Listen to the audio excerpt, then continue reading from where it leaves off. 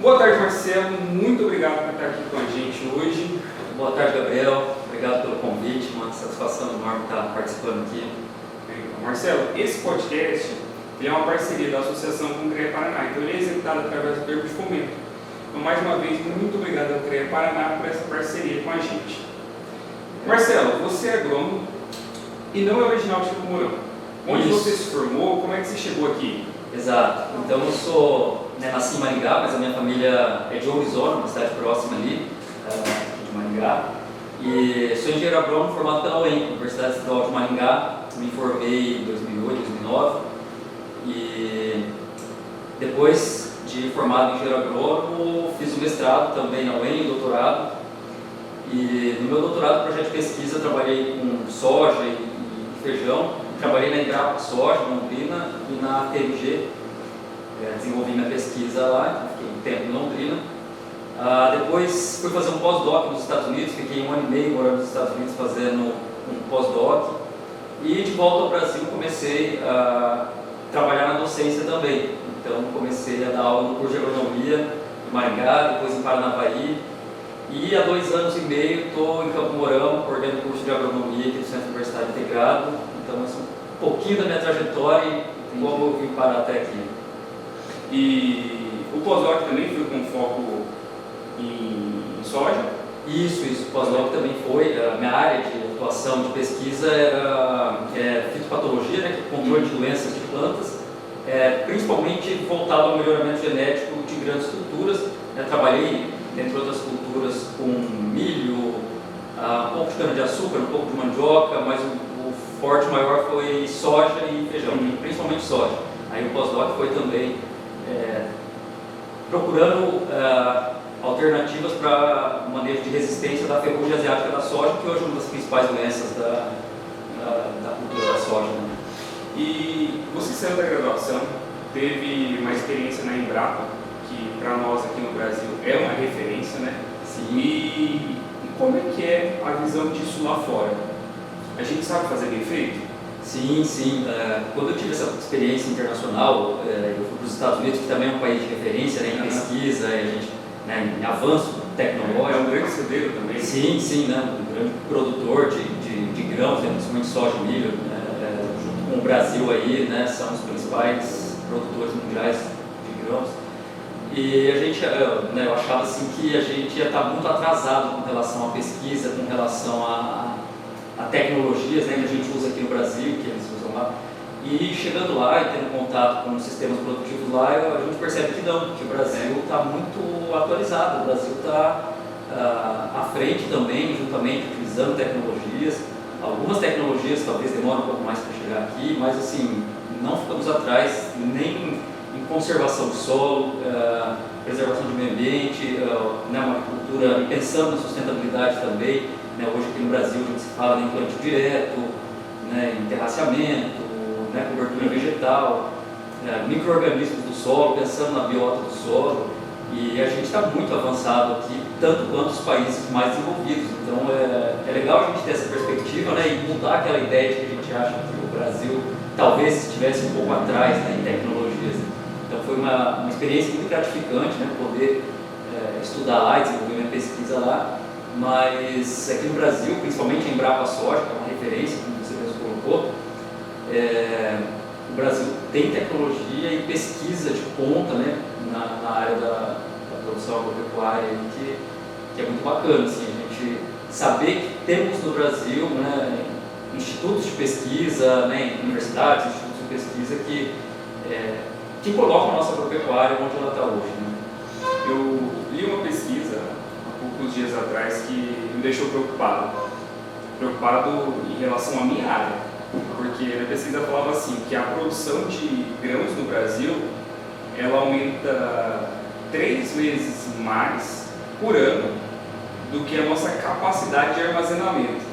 Falei, caramba, a indústria da construção civil precisa melhorar isso. Sim, hoje um dos principais gargalos é o armazenamento de grãos, Nós temos uma capacidade produtiva enorme e que aumenta todo ano. Mesmo sem aumentar áreas, às vezes. Exato, mas não é a mesma proporção que se aumenta a produção com o aumento de área. Claro, Eventualmente, a cada ano aumenta-se um pouco também de área agricultável, mas a produção, né, por área, então a produtividade, né, por toneladas ou sacos por hectare é muito maior.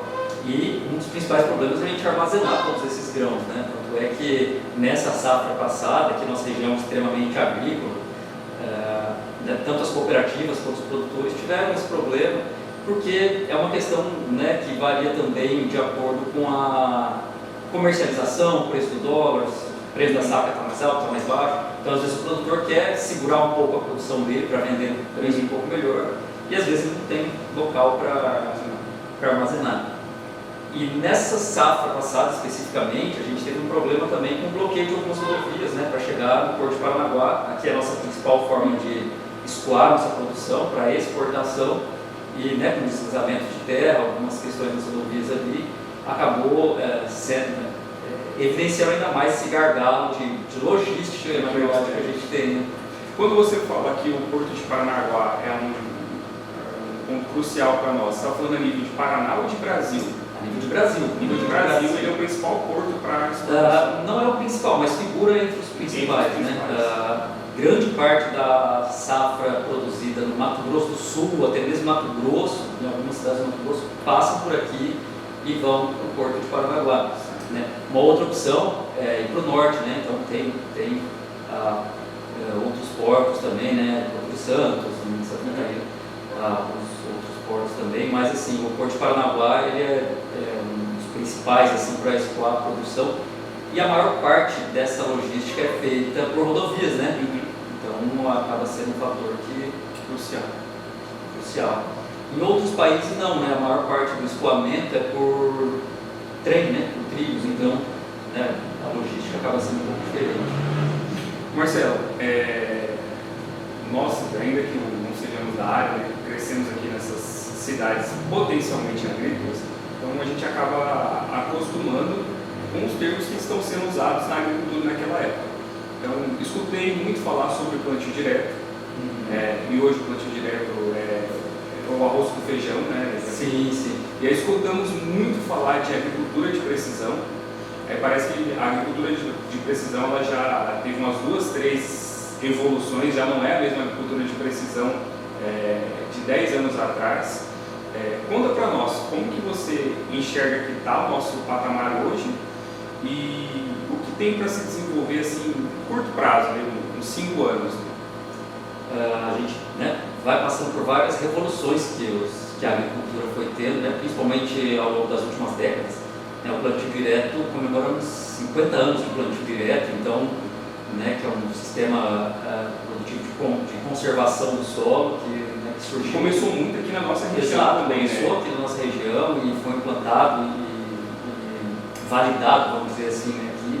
Então, sim, são evoluções, né, e revoluções que a agricultura vai passando, e como você bem colocou, né, a agricultura de precisão, o uso de tecnologias na agricultura, né, agricultura com sensores e tudo mais, começou há alguns anos atrás e já não é mais da mesma forma. Hoje não se consegue pensar numa agricultura sem pensar em tecnologia embarcada. Né? A gente conhece tecnologia não só na semente que está sendo produzida, que está sendo plantada, né, no fertilizante que a gente utiliza, nos produtos, né, que são utilizados, mas tecnologias também através de sensores, de sensoramento remoto, de drones, de mapeamento de áreas, né, e hoje cada vez mais a gente tem uma produção, como que eu posso dizer, voltada assim, para a necessidade local, né? Então, eu não preciso colocar a mesma quantidade de adubo na minha propriedade toda. Né? Eu sei que tem locais que você vai demandar um pouco mais de adubo, locais que vai demandar um pouco menos, e hoje a gente consegue mapear esses locais e ter instrumentos, equipamentos, maquinários que consigam fazer isso, né? Consigam fazer uma distribuição personalizada por hortalhão. Exato, por área, né? Então a gente consegue fazer uma aplicação de produtos, né? A utilização de drones, por exemplo, para fazer pulverização aérea. Então, né, você consegue ter um dimensionamento e um mapeamento da propriedade rural e consegue controlar esses fatores de produção muito mais especificamente do que assim, tratar a propriedade inteira como uma coisa homogênea, né, que na verdade não é, influencia, né, vários fatores ali, né, de tipo de solo, né, tanto quanto a fertilidade do solo, quanto a parte de textura, né, relevo, né, incidência de plantas daninhas, às vezes diferente de um local para outro. Então, a agricultura está ficando muito mais tecnificada e eu acredito que para os próximos 5 anos aí, a tendência é que a gente utilize muito mais essas tecnologias e muitas vezes é necessário que o profissional esteja preparado para isso, capacitado para utilizar essas tecnologias. Esse era o ponto que eu queria chegar. Se você estivesse entrando no mercado de trabalho hoje, né, como profissional, o que você aconselharia? Onde que ele teria que apostar? Onde ele teria que se especializar? Eu falei isso recentemente e repito, se eu estivesse começando a minha carreira hoje, né, pensando no mercado profissional do agronegócio, eu acho que tem duas vertentes assim, que são extremamente importantes e com potencial para se trabalhar, que é a vertente da sustentabilidade, então, pensar, né, em agenda ESG, em práticas, né, conservacionistas, em estratégias de produção, né, um pouco mais sustentáveis, e também o uso de tecnologia. Então são duas áreas assim que eu creio que o profissional que está começando a carreira agora, ou até mesmo o profissional que já trabalha na área, precisa reciclar e precisa, né, se colocar novamente talvez no mercado de trabalho, eu acho que são áreas que vão precisar, vão demandar de muito profissional capacitado. Né? Na nossa área, na área da agronomia, tem muitos profissionais que têm um pouco de dificuldade de trabalhar com tecnologia e às vezes alguns produtores rurais também têm dificuldade para trabalhar com tecnologia. Então cabe ao profissional saber levar essa tecnologia para o campo, saber implementar, saber utilizar essa tecnologia, mostrar para o produtor. Embora o perfil do produtor rural também tenha mudado, né? O produtor rural ele tem acesso a todas as tecnologias, na maioria das vezes ele tem acesso a um celular, a uma internet, consegue fazer mapeamentos, né? Então a tecnologia vem para ficar e não tem como a gente continuar produzindo de forma economicamente viável, socialmente justa e ambientalmente correta sem utilizar a tecnologia. Do mesmo jeito que você colocou aí que dá para você, e é interessante que se faça dessa forma, né, que não leve a propriedade como alguma coisa homogênea, acho que o profissional também tem que estar preparado para isso daí, né? O mercado não é homogêneo, né? Cada produtor vai ter sua dificuldade e vai ter sua necessidade, né? Sim, a gente está falando de um sistema muito dinâmico, né, e com muitas variáveis. A gente tem condições climáticas, esse ano, por exemplo, um ano de El Niño cheio de adversidades climáticas, um ano atípico, né, às vezes ano de Laninha, então, e cada vez mais essas adversidades climáticas vão estar presentes, né, existem pesquisas que mostram que a gente vai ter que aprender a lidar não com aquele padrão de clima distribuído ao longo do ano, como a gente conhece. Então são muitos fatores, né, que influenciam na produção. No próprio mercado é muito dinâmico, né, com questões de preço de fertilizantes. A gente teve, né, no passado, o início da guerra entre a Rússia e a Ucrânia, então toda a questão de disponibilidade de fertilizantes. Então, né, existe esse dinamismo no mercado e a gente tem que saber que a gente está trabalhando com um sistema produtivo que envolve vários fatores, né? Que se adapta também, né? Sim, precisa se adaptar. Você hoje é coordenador do curso de agronomia aqui no Centro Universitário Integrado. Como está a absorção desses profissionais no mercado de trabalho? O segmento agropecuário está muito aquecido, né? Sempre foi muito pujante, né? E está muito aquecido recentemente. Vai continuar aquecido, né? Demanda por produção de alimento, de fibras, de etanol, só aumenta. Então a demanda por profissionais do agro também é muito grande, principalmente aqui na nossa região. Então, assim, enquanto coordenador, eu percebo que os profissionais que são colocados no mercado a cada ano são bem absorvidos pelas empresas, né? De diferentes segmentos aqui dentro do setor agropecuário.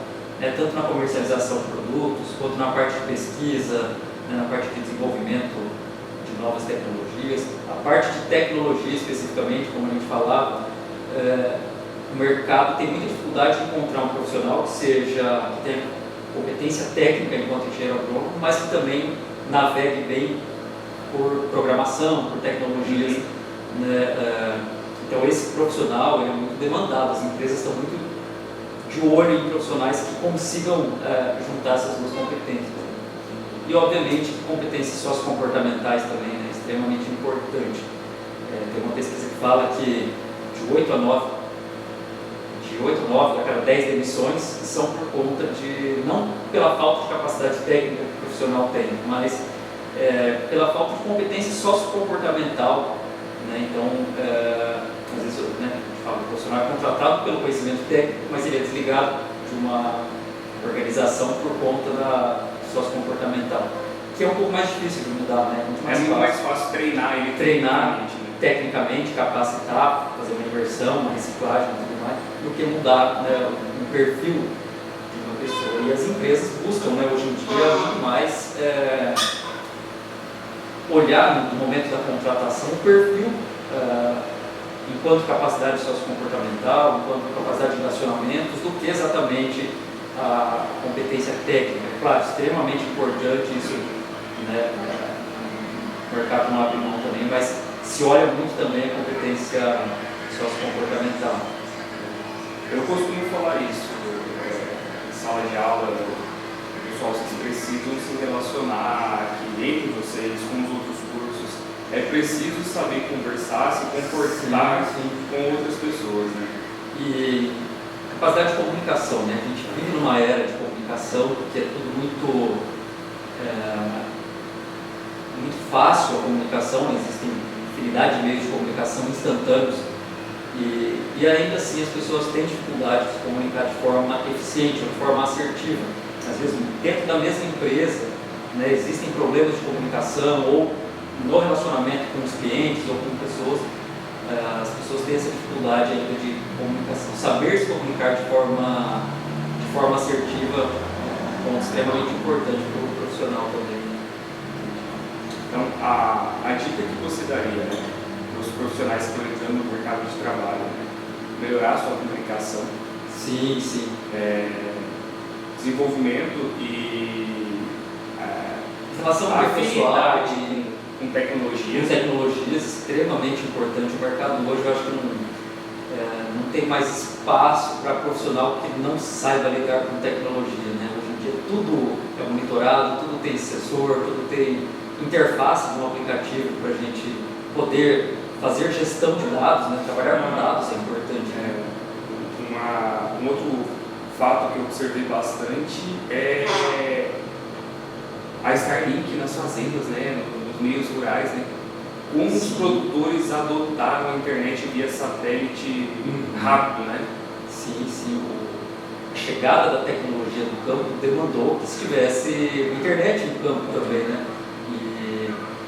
E a adoção dessa tecnologia foi muito rápida porque os equipamentos, os maquinários hoje são todos conectados, né? A gente fala IoT, internet das coisas, e não tem volta, né? São tecnologias que demandam de energia, demandam de internet, né? Wi-Fi, enfim. Então, isso tem que estar lá no campo também, né? Porque se usa muito tecnologia no campo. Sim. E eu acho muito engraçado, eu começo a ter a impressão que o pessoal do campo está mais ligado com tecnologia hoje do que o pessoal da cidade, que era completamente oposto, né, há 10, 15 anos atrás. Né? Sim, 10, 15 anos atrás, o pessoal da cidade todo antenado e que tem de novo em tecnologia, em smartphones e tal. E hoje parece, a impressão que dá que deu uma estagnada no sentido assim, tá, todo mundo já está usando tecnologia, atendeu suas expectativas, está tudo certo. E no campo o negócio continua, né? Continua avançando. E é muito a se descobrir ainda. Sim. A parte de sensoriamento por satélite, né? Mapeamento de áreas, né? Machine learning, né? Que seria maquinários autônomos, né? Hoje em dia isso é uma realidade já no campo, né? Então são tendências que estão chegando não só aqui no Brasil, mas em outros países também, né, que não tem como voltar atrás. Né? Ainda como operador, mas cada vez menos dependendo do operador. Sim, sim. E uma pergunta, Gabriel, que sempre me fazem é: a tecnologia vai substituir ou o professor, ou o engenheiro agrônomo, ou o profissional? E eu penso da seguinte forma, eu falo, não, a tecnologia não vai substituir o professor, não vai substituir o engenheiro agrônomo, mas a tecnologia vai substituir ou não vai deixar que o professor ou o engenheiro agrônomo que não saiba usar a tecnologia consiga acesso ao mercado. Então, assim, a tecnologia não vai tirar o emprego do professor, ou do engenheiro agrônomo, ou do engenheiro civil, mas vai tirar o emprego do professor, do agrônomo, ou do engenheiro civil que não saiba utilizar essa tecnologia. Eu penso isso daí também. A inteligência artificial, o pessoal tem muito medo, é uma grande ferramenta que nós temos. Sim. E quem sabe usar bem vai ter muito trabalho. E aí que está o ponto, né? Saber usar as tecnologias, né? Se capacitar para isso, não é simplesmente sair pegando, né? Hoje em dia, interpretação de dados, a gestão de dados, né? Saber ter uma análise crítica, tomada de decisão, né? O profissional precisa tomar decisões assertivas, claro, sempre baseado em dados, mas nem sempre a inteligência artificial vai tomar todas as decisões. Então, tem momentos ali que precisa de um profissional, né, um olhar crítico para tomar as decisões corretas. Né? Aí entra em todo o âmbito de ética profissional também, né, da atuação do profissional, nós, engenheiros agrônomos, né, na engenharia civil nós temos muito isso, né? Às vezes os alunos eles querem aprender o software antes de aprender o que o software faz. Né? Exato. Então é preciso que ele saiba fazer.